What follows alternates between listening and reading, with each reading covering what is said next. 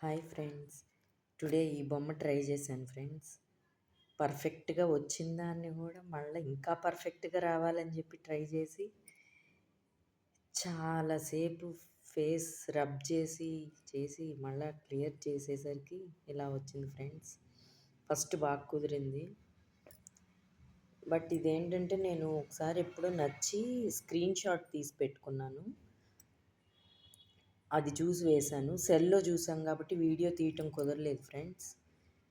నా వీడియో కనుక మీకు నచ్చితే, నా ఆర్ట్ నచ్చితే లైక్ చేయండి, సబ్స్క్రైబ్ చేయండి, షేర్ చేయండి ఫ్రెండ్స్.